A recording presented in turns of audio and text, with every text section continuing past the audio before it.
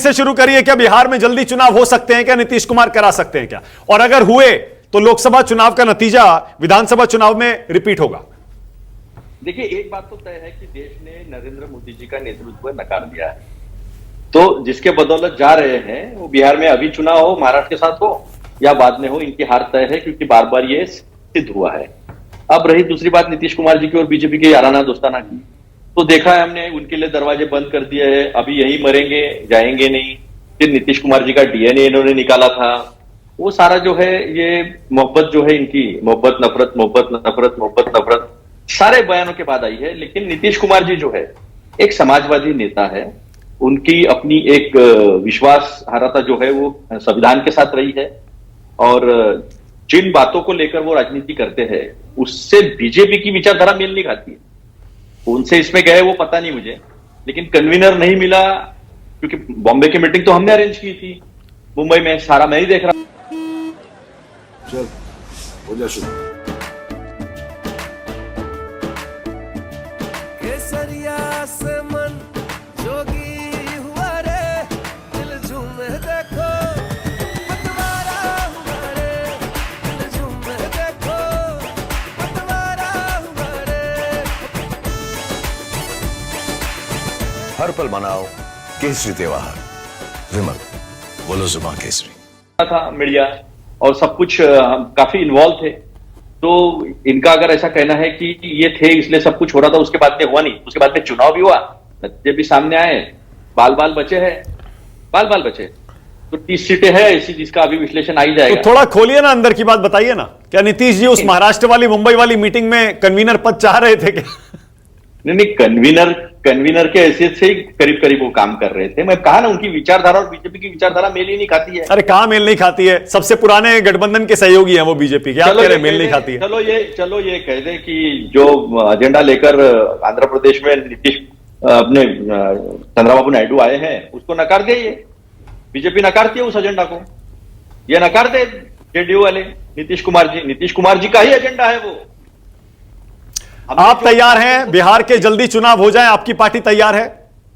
बिल्कुल। मैं एक बात माना कि आपको साफ साफ बता दूं, लोकसभा और विधानसभा के चुनाव अलग होते हैं। हालांकि हमने यहां जम के पटकनी दी है बीजेपी को महाराष्ट्र में। हाँ, लास्ट टाइम भी ऐसी कैलकुलेशंस हुई थी, लेकिन हमारी सीटें बहुत ज्यादा आई, जो आपने अपेक्षा बताई थी, या जो मीडिया संस्थानों ने या सर्वे जिन्होंने किए थे, सुन लीजिए थोड़ा सा। हाँ। उन्होंने ऐसा कहा था कि हमारी सब मिला के 24 सीटें आई, एनसीपी शरद पवार जी और हमारे कांग्रेस का, लेकिन हमने 90 से ज्यादा सीटें जीती थी। बाकी का महाभारत पूरे महाराष्ट्र के सामने, दुनिया के सामने है। आज बीजेपी के सामने यह है कि बीजेपी ने हर अपने सहयोगी को च्युइंगम की तरह इस्तेमाल किया, खोला, चबाया, जब तक मीठा लगा चबाते रहे, बाद में फूंक दिया।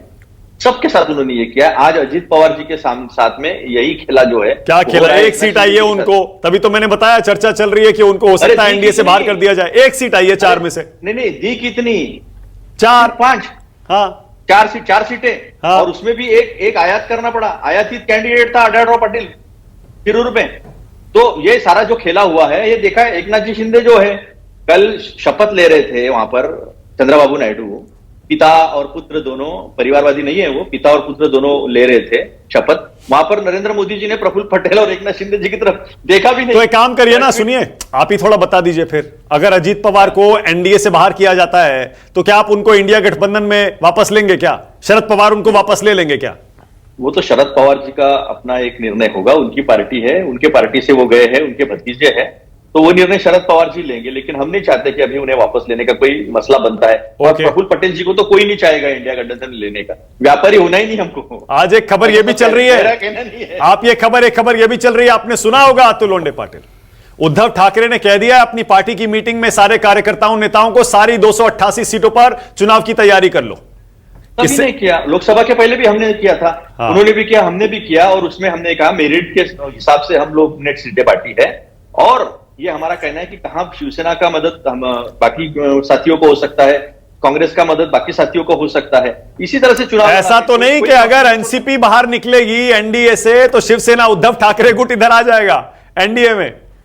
नहीं, मुझे आज के तारीख में देखो, संभावनाओं का खेल है राजनीति में, तो उसी दिन से कह रहा हूं, जिस दिन 240 आए उसी दिन से मैं कह रहा हूं कि अभी पूरी राजनीति देश की संभावना का खेल हो गई है। हाँ। चचा जान भी अंदर से मेरे से सहमत होंगे, यहाँ टीवी पर नहीं कहेंगे, मेरे चचा जान है वो नहीं कहेंगे वो, लेकिन अतुल ये भाई बात सही है। हाँ, लेकिन अतुल भाई ये बात सही देखिए, है कि आप ना 8 तारीख को आप देखिए, अगर आप ये तर्क देंगे कि महाराष्ट्र का लोकसभा का नतीजा आपको विधानसभा चुनाव में जीत दिला देगा, तो आप बिहार में फंस जाएंगे। बिहार में एनडीए जीता है, उसी लॉजिक से बिहार में आप हार जाएंगे। मैंने आपको स्पष्ट तरीके से कहा है, जहां जहां राज्यों के चुनाव हुए हैं वहां वहां इनके वायदे पूरी तरह फंसे हैं। 1.25 लाख, 50 करोड़, 50,000 करोड़, 70,000 करोड़, 1 लाख करोड़, दे दिया 1.25 लाख करोड़, इन्होंने लिख के दिया है। अरे पर जीते ना वो, अब तो जीते हैं भैया। आप विधानसभा चुनाव जीते, लोकसभा चुनाव जीते। आप विधानसभा चुनाव को आने दीजिए, लोकसभा के चुनाव अलग होते, विधानसभा के चुनाव अलग होते। नीतीश कुमार 122 से लेकर 71 आए हमारे साथ जब आए थे 2015-16 में, फिर आए 45 में, कहीं ऐसा ना हो 25 पे आ जाए। अच्छा ठीक है, तो ये 12 सीटों को ऐसे जोड़ के मत देखिए आप। ओके, एक चीज भूल गया मैं ये आपसे 25 पूछना, सीटें रख दो। अभिषेक झा आए हैं, मुझे पता है सब ध्यान जानना में। चाहेंगे। अभिषेक, चंद्रबाबू नायडू के शपथ ग्रहण में क्यों नहीं गए नीतीश कुमार? लेकिन नीतीश कुमार जी के ऊपर पार्टी के साथ साथ पूरे प्रदेश की जवाबदेही है। आप जानते हैं कि हमारी अरे किसी मंत्री को भेज देते भाई, 2-2 मंत्री नए नए बने हैं, इतने सारे सांसद हैं, इतने सारे नेता हैं बड़े बड़े, किसी को भेज देते तो भी आप इस बात का बतंगड़ बना रहे होते, तो भी हमारे ना, विपक्ष के ना, साथी ना, कटाक्ष बिल्कुल कर रहे नहीं, होते बिल्कुल नहीं। कि उनको क्यों भेज दिया। अक्सर ऐसा देखिए, होता है जब कोई बड़ा गठबंधन नेता नहीं जा पाता किसी बड़े इवेंट में, अपने किसी नेता को भेज देता है। देखिए, इसमें कोई मत रखने वाला इवेंट नहीं था। हमारा एक मौलिक समर्थन उनके साथ बहुत दिनों से है, एनडीए के एक मजबूत घटक दल के रूप में। हालांकि हमारी पार्टी ने कोई चुनाव वहां नहीं लड़ा था, लेकिन हमारा एक समर्थन उनके साथ है। ये बात जाकर ही बताई जाए जरूरी नहीं है। तो नीतीश कुमार जी कहीं नाराजगी तो नहीं है कहीं के मंत्री तो 2 बना दिए लेकिन मंत्रालय ऐसे हल्के से दे दिए? कि हमारी पार्टी ने पहले ही कहा, आदरणीय ललन जी बने हैं केंद्रीय मंत्री हमारी पार्टी की तरफ से, रामनाथ ठाकुर जी बने हैं। हमारी पार्टी ने पहले ही कहा मानक जी कि हमारा बिना शर्त समर्थन है। अगर वो ब्लैकमेलिंग वाली पॉलिटिक्स करनी है इंडिया अलायंस वालों की जैसी, तब तो अलग की बात है, या कोई ब्लेम गेम वाली पॉलिटिक्स करनी है तो अलग की बात है। हमारी पार्टी ऐसा तो नहीं कि विश्वास नहीं रखती। ऐसा तो नहीं कि आप कह रहे हैं जल्दी चुनाव करा लो, बीजेपी तैयार नहीं हो रही है, यहां पर भी बात फंस रही है। इसीलिए नीतीश बाबू ने एक संकेत दे दिया कि मेरी बातें मान लो, वरना